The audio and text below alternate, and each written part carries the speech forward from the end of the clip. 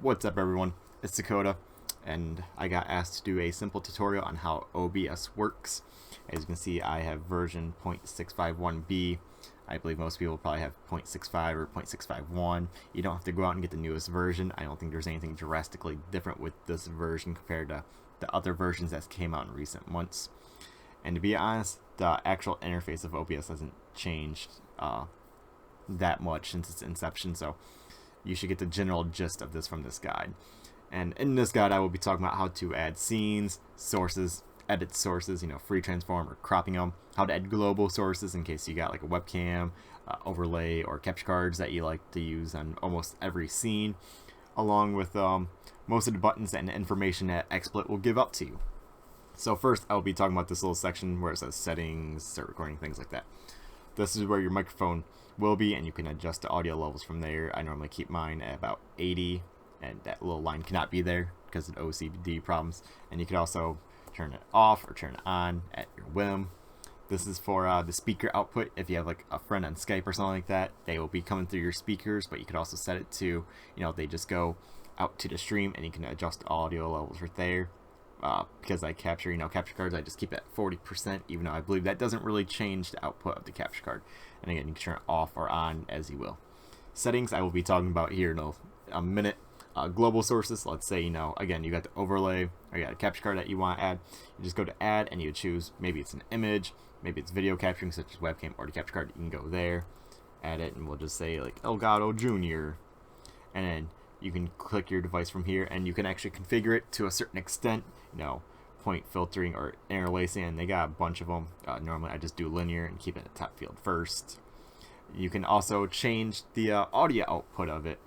I normally keep mine at about 40%. That's why I probably have the speakers at 40% to make sure there's no out of balance. And you can have it output to the stream or desktop, or if the audio is desynced from the video, you can add a delay to the audio, things like that. Custom resolution, all that stuff, you can do that.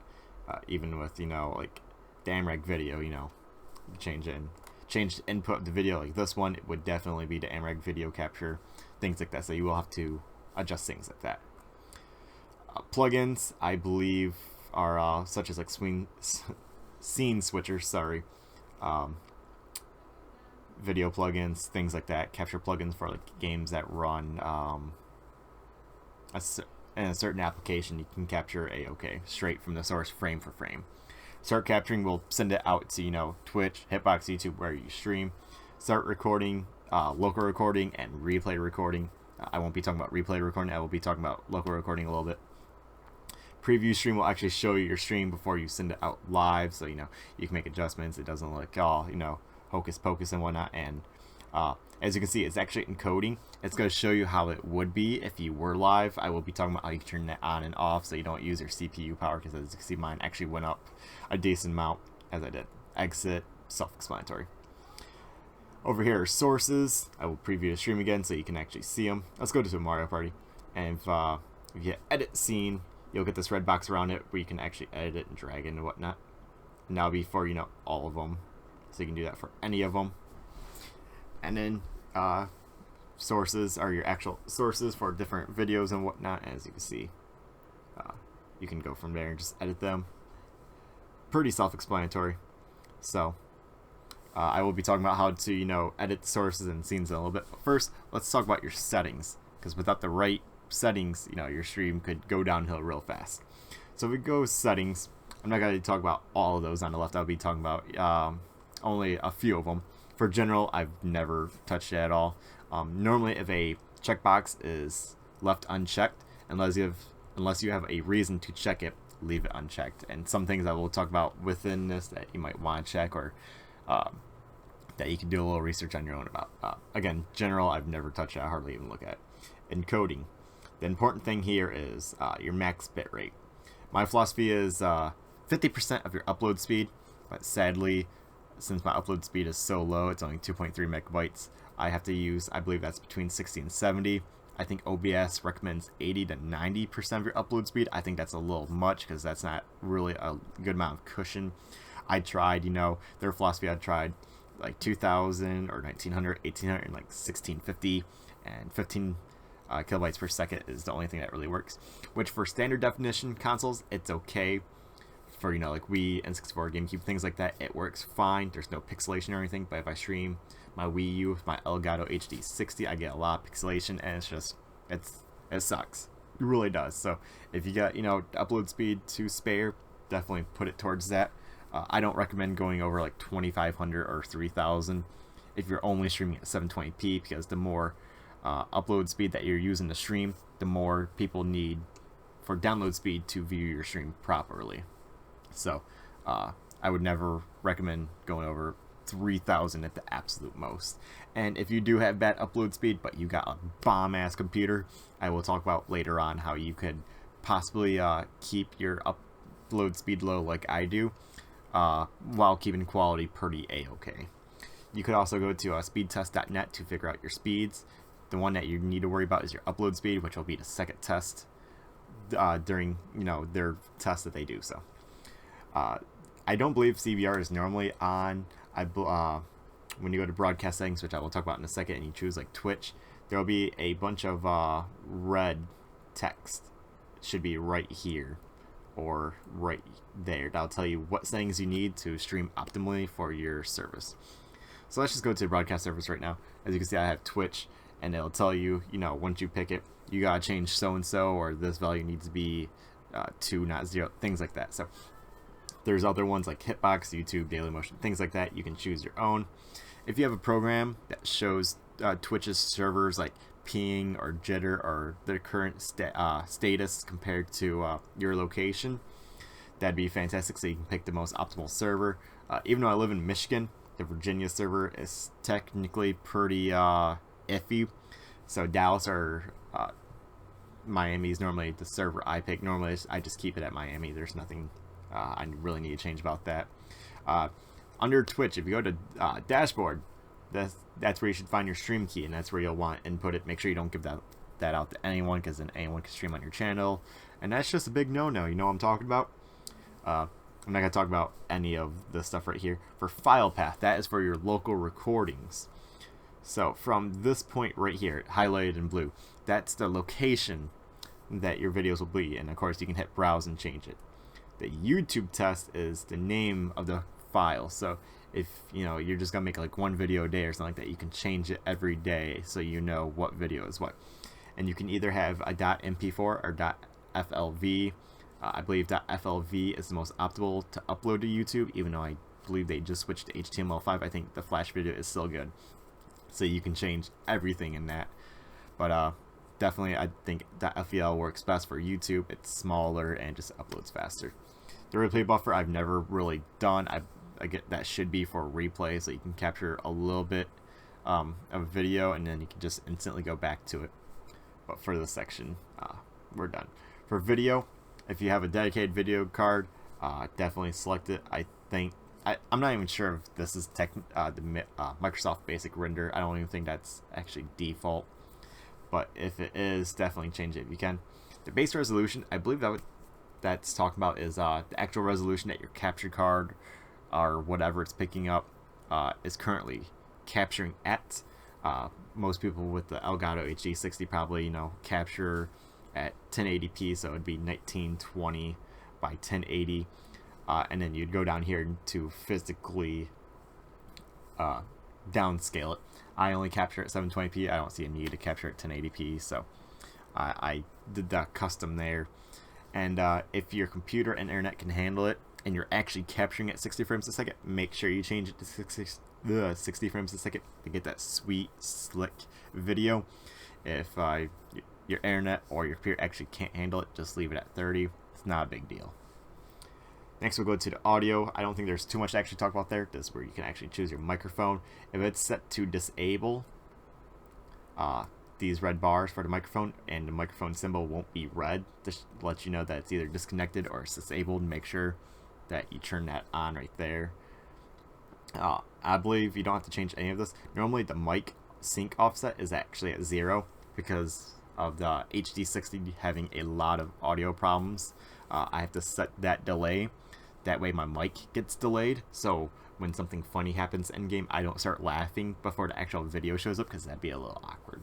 So you can try to adjust those settings if you're having such issues. The last one I'll be talking about is advanced. This is where I was talking about where you can do some things that help improve your quality if you have low bit rate, along with the encoding thing when you're previewing the stream. So I believe scene buffering is normally at 700. I think that's actually switching between the scenes with that fade. I'm not sure if that's actually true because I actually never see any of that stuff. So you could probably leave it at 700. I was reading a guide that said I should change it to 1000. I don't know why. If it's on the internet, it must be true, right? So that's why I did. You could click this to disable encoding so your processing power doesn't get eaten up while you're just previewing the stream. It's not a big normally OBS is really good on consuming your CPU power, so even while you are previewing, it shouldn't be that big of a deal. The X264 CPU preset. If this is anything like XSplit, which you can actually see down here, I'm recording with, it's just a lot easier for me. Please don't question it. What I believe this does is it'll use more CPU power while raising the quality of your stream. So if you have like a 6-core or 8-core processor, or you got like a quad-core i7 that's running at 4 gigahertz, you could actually turn this up. I believe default is super fast, but again, if you got low upload speed and you got the processing power to spare, you could definitely turn this lower. Yes, lower is better because it'll use more. And what that should do is compress the data that you're sending out so it needs less bandwidth, but it'll keep the quality because of the CPU power. So mine's at very fast. Even though I have a laptop processor, OBS is very generous, again, with the CPU power that it does use. So even with the faster preset, and I have a Core i7 2800MQ, which is a 2.7 quad core, I normally don't hit 70%. I'm not even sure if I hit 60%, to be honest. Encoding profile, normally set to main. If you stream to Twitch, it'll ask you to set the main, and keyframe is normally at 0. If you stream to Twitch, it'll ask you to switch to 2. It's not a big deal. I believe it'll also ask you to turn CFR on. Again, not a big deal. For audio, normally I believe this checkbox is left unchecked, but again, because of HD60 having problems, I had to turn it on. If this box is checked on when you download it, it'll probably say 0. Nothing should change, just because that means there is no delay, or there's the audio just shouldn't be messed with if it's at 0. So again, that's all I'm going to be talking about. If you guys got any questions, you can leave them in the comments below about any of this or any of the future stuff I'll be talking about. The quick seek encoder, the browser, the noise gate, the scene switcher, I'm not going to be talking about right now. We're going to be moving on to scenes and sources and how to deal with them. So let's just add a new scene real fast. We'll just call it Yoshi's Story because I do have to make that scene anyways. We'll just hit preview stream so we know what we're looking at. And as you can see, it's a blank canvas, it's just pure black. So let's go over to sources and let's add our overlay, our beautiful overlay. Go to add and images, just type in overlay. Make sure you label your stuff. It'll be really hectic if you got a lot in there and you just can't find what you're trying to look for. Hit browse and go to whatever folder you need to go to find your graphics. Fortunately, I'm already in the right folder, so go like that. And bam, as you can see, it filled up the screen. That's because this is a 720p layout and a 720p stream, so it looks okay. Next, let's add our game capture. And since I already have it as a global source, my AMREC, you can just go like that and hit OK. But as you can see, I put it in a really awkward spot and I can't move it. Make sure you have edit scene on, and you can move it freely. The red box should be around it. And you'll be good to go. Some tidbits that I need to talk about is if you need to crop the sides of this, what you can do is you can hold Alt to do what? Let me okay. OBS up working there for a second. Let me reopen that for you guys. I'm sorry about that. That's a little rude of it. Okay, so let's go to preview stream. So if we edit, see it did actually crop it. If you hold Alt, your border will actually turn green if you did crop something. You can go like that. And if you want to free transform, I'm not going to free transform it just because I don't want it to get distorted and whatnot. Or I guess I can show you guys. If you hold Shift, you can free transform it as such like that. I'll just go like that. I'll edit it later.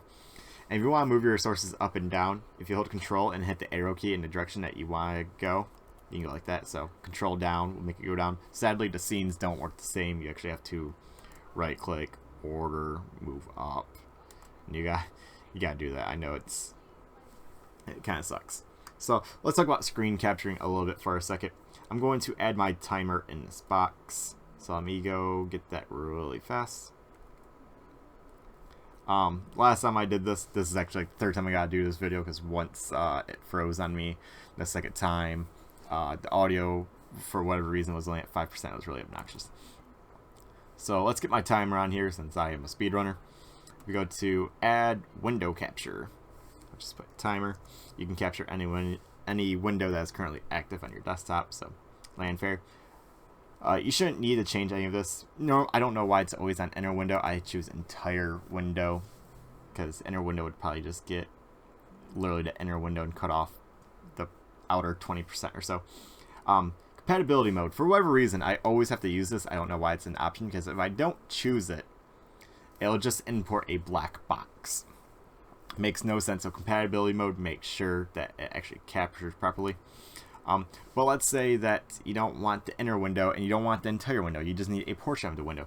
If you actually go to subregion and hit select the region, you can actually adjust the window within it that will capture it, and it's pretty rad. And you can click anywhere and it'll save it. But we don't need that right now. We just want the entire window. Hit OK. And there we go. And since we're in edit scene, we can drag it over here. And again, if you hold shift and click it, free transform it, so you can add it, anywhere. And bam, there we go. I believe that is all that I will be talking about. Another, I guess, a little bit of information I can add. Again, if you right click on a scene, you can hit properties and you can actually physically change from there. Again, AMRAC is my standard definition, so I got the audio delay, so the video matches the audio. Got just out the stream, and I lowered it a little bit so your ears, for the earbud users, aren't just blazing out. AMRAC already does the deinterlacing and whatnot, so I don't need to do any of that. So you can do that for, I believe, most anything. Any window that pops up as you add it in will re-pop up, as you can see here. Like for tourneys and whatnot, like if you got like a score that needs to change, but you don't want to go into the text editor and change it, you got a program that writes it for you. You can hit check for file changes. That way the file actually does change. It updates just like that. It's incredible. So hopefully this guide did help you guys in some degree. I know I'm not the best at explaining things in detail, but hopefully this did do something for you. If you do have any comments, questions, concerns, please you could either send me a YouTube message or a Twitch message if you're on there and you follow me, or you can leave a comment down below and I will try to help you the best I can. So again, hopefully this helps. Hope you guys have a great day, and thank you for watching.